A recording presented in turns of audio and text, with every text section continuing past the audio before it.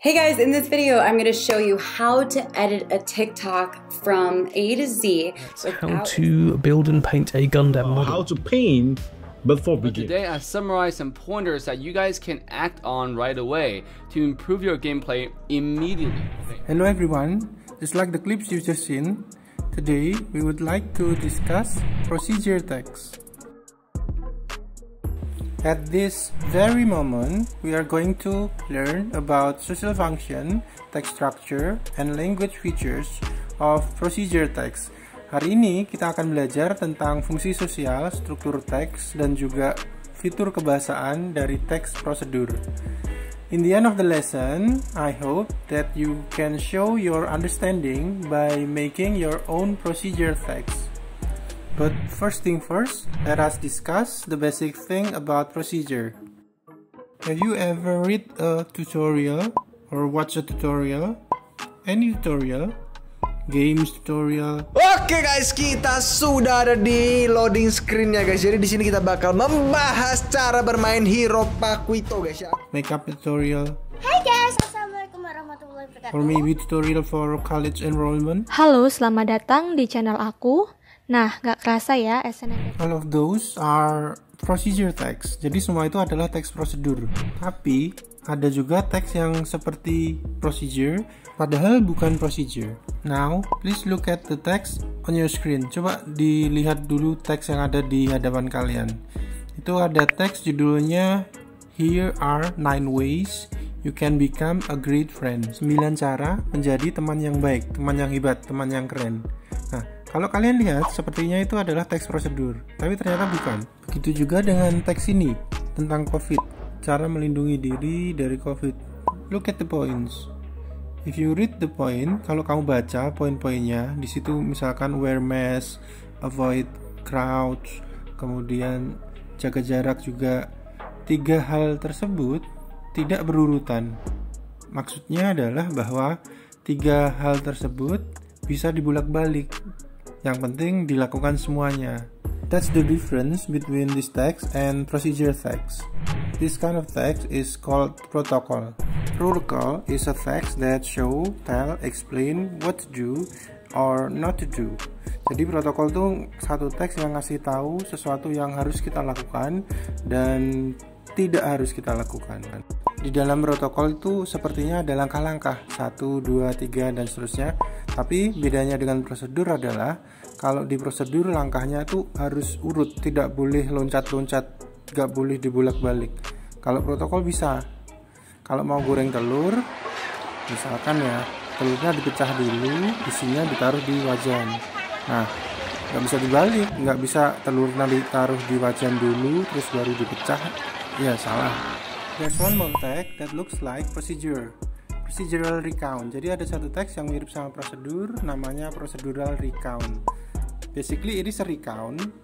Pada dasarnya recount menceritakan kembali yang sudah terjadi, tapi yang diceritakan adalah suatu proses, satu langkah. Misal dia cerita tentang cara memasak pizza kemarin. Nah, yang kayak gitu prosedur tapi diceritakan kembali. Tensesnya nanti pas, beda dengan procedure atau bahkan protokol. Sekarang kita simpulkan similarities-nya, persamaan antara prosedur, protokol, dan procedural recount. Nah, 3 tadi sama-sama provide instruction, provide directions, give series of steps. Jadi ketiga-tiganya itu ngasih langkah-langkah. Itu persamaannya. The difference, procedure dan protokol menggunakan present tense, sedangkan procedural recount menggunakan past tense. Itu yang pertama. The second difference is procedure and procedural recount is chronological. Prosedur dan procedural recount itu kronologis, nggak bisa dibulak-balik, urut secara waktu. Sedangkan protokol tidak bisa dibulak-balik. Itu aja. Our material for today is about procedure, not protocol, not procedural recount. Itu yang harus kita ingat ya. Procedure show us how to do something. Itu salah satu tujuannya. For example, how to block someone on TikTok. Ya, cara ngeblok seseorang di TikTok. Atau how to map hack on Mobile Legends. Cheat di Mobile Legends. Atau how to fly a drone. Atau bisa juga how to install Windows 10 from a USB flash drive. Nah, itu semua tujuan juga dari satu text procedure. Tergantung temanya ya. Yang penting semua tadi itu ngajarin untuk melakukan sesuatu. Procedure also describe how to make something. Jadi text procedure juga ngajarin kita, nunjukkan cara membuat sesuatu. Entah itu how to make an origami crane, atau bisa juga contohnya how to draw a stegosaurus, atau how to build a gaming PC. Bisa juga yang sederhana lah ya, how to make an instant noodle. Nah, itu juga semuanya text procedure. In short, the purpose of procedure text is to show, to tell, to explain, to describe how to make something or how to do something. Nah, jadi intinya tujuan dari teks deskripsi, tujuan bagi penulis adalah untuk menunjukkan cara membuat atau melakukan sesuatu. Now, time to discuss the structure of procedure text. Just like other text, procedure has beginning, middle, and ending. Jadi seperti teks lain, teks ini, prosedur, punya pendahuluan, isi, penutup. Sama. The difference is, the beginning in procedure is called aim, goal, or title. Jadi pendahuluan dalam teks prosedur disebut aim, goal, atau title. Sedang the middle is called ingredients, materials, or tools. Jadi bagian tengahnya disebut ingredient, material, atau tools. Terakhir, bagian ending disebut method atau steps, atau kadang disebut ways. Now, time to discuss all the part one by one. Sekarang waktunya kita bahas satu persatu tiap bagiannya. Seperti yang sudah disebutkan tadi, bagian awal dari procedure adalah aim, atau goal, atau title. Hanya nama aja yang berbeda, intinya sama. Title shows what the procedure's about. Jadi di sini dari judulnya title, pembaca akan langsung tahu kira-kira prosedurnya tentang apa, tutorialnya tentang apa.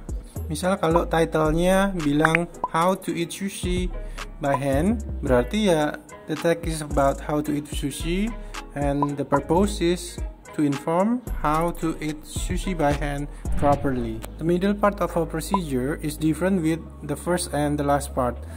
Nah, bagian yang tengah ini agak sedikit berbeda dengan yang awal ataupun akhir. Di bagian ingredients, materials, atau tools ini, bagian ini nggak selalu ada. Tergantung procedure-nya itu apa. Misal yang tadi ya, how to eat sushi by hand. Nah, kalau teksnya tentang cara makan sushi dengan tangan, apakah material atau toolsnya perlu dituliskan? Otomatis tidak, karena pasti di situ butuh sushi dan butuh tangan. Nah, yang kayak gini nggak harus ditulis. Sekarang lihat procedure yang berikut ini. Wear your mask correctly. Cara pakai masker dengan baik. Nah, apakah materialnya butuh ditulis, toolsnya butuh ditulis? Nggak perlu. Jadi hanya tulis yang perlu saja. Terakhir, method, ways, atau steps. This part is the most important one from a procedure. Jadi ini yang paling penting dari teks prosedur. Karena di sini penulis akan menunjukkan how to do things, how to make things. Nah, inti cara melakukan sesuatu atau membuat sesuatunya di sini. Bahan memang penting. Nah, tapi bahannya diapakan itu ya disampaikannya di sini. Steps must be chronological, harus urut sesuai waktu. Maksudnya apa yang terjadi di awal harus diletakkan di paling depan, nomor 1. Yang terjadi setelahnya nomor 2. Begitu seterusnya. Wajib, tidak boleh tidak. Now look at the screen, pay attention to the steps. Coba perhatikan baik-baik stepsnya 1 sampai 5 itu tadi. Nah, first, numbers are used to indicate sequence. Pertama, di situ ada angka yang digunakan untuk menunjukkan urutan kejadian sesuai waktunya. Second, if you look at the bold one, kalau kalian lihat yang dicetak tebal, all the sentences are begin with verbs. Jadi di situ menggunakan kalimat imperatif. Jadi imperative sentences are used. Apakah numbering dan imperative sentences should always be used? Jawabannya tidak. Jadi dua itu nggak harus selalu digunakan. Look at the following procedure, how to use pulse oximeter. As you can see by yourself, numbering is non-existent. Tidak ada penomoran di procedure. Nah, tapi kalau kalian lihat di situ ada at first. Itu adalah salah satu connectors to indicate time. Jadi kata penghubung yang menunjukkan waktu bisa digunakan, nggak harus nomor. You can use one of the following connectors in a procedure. Kalian bisa menggunakan salah satu kata penghubung yang ada di tabel itu, yang ada di layar, di apapun teks prosedur yang kalian buat. Every procedure that you make should be written in simple present tense. Jadi semua teks prosedur yang kalian tulis, kalimatnya harus tersusun dalam bentuk simple present tense. Watch the following video closely. Perhatikan baik-baik video ini.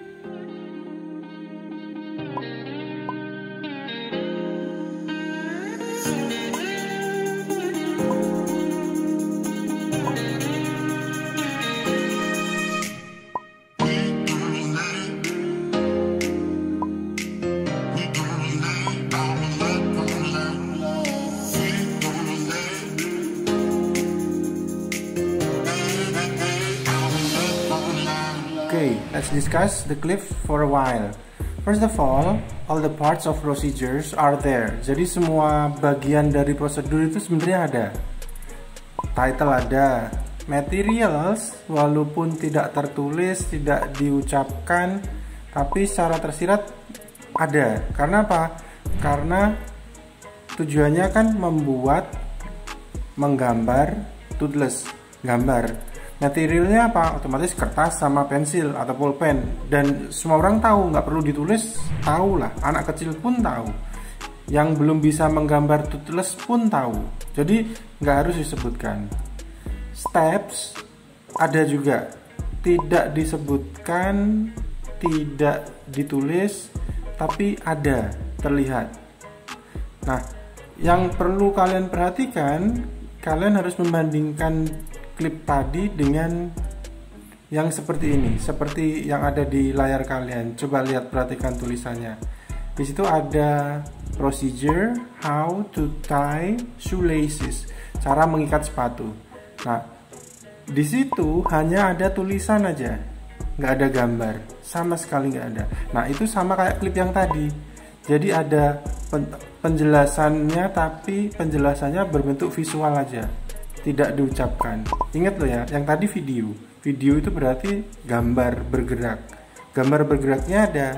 Kalau yang di depan kamu tulisannya ada. All the parts are there. So this is a procedure. How about the purpose? Gimana dengan tujuannya? Nah, tujuan bagi dua teks tadi, yang video ataupun yang tulis, bener. Jadi kalau yang pertama cara menggambar toothless, yang kedua cara mengikat tali sepatu. Bagi penulis tujuannya itu. Nah, pertanyaan besarnya adalah, you as the reader or viewers, kamu sebagai penonton atau pembacanya, kalau kamu ingin mencari instruksi tutorial, apakah tutorialnya bagus buat kamu? Apakah instruksinya jelas? Clear enough you? Nah, that's the big questions. What do you think? Jelas nggak? Jelas ya? Jelas-jelas tidak jelas.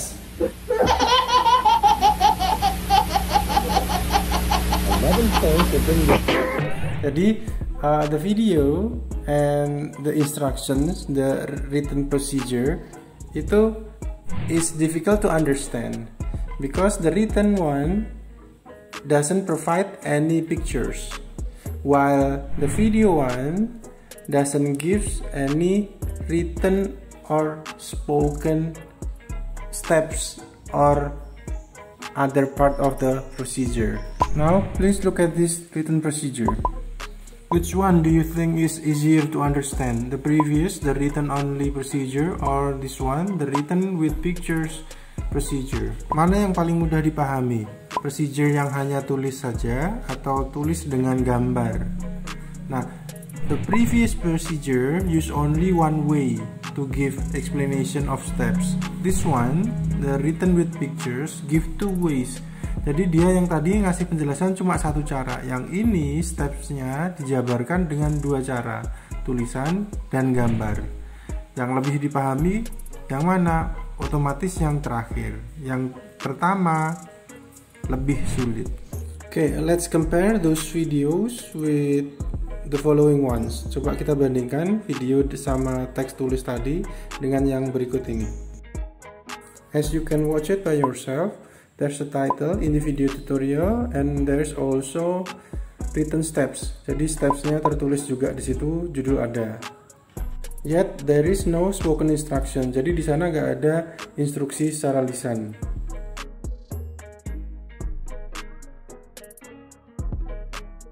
In the following video, you can see and hear by yourself that there is a title. Jadi ada judulnya, diucapkan juga judulnya. Kemudian, there is no material or tools.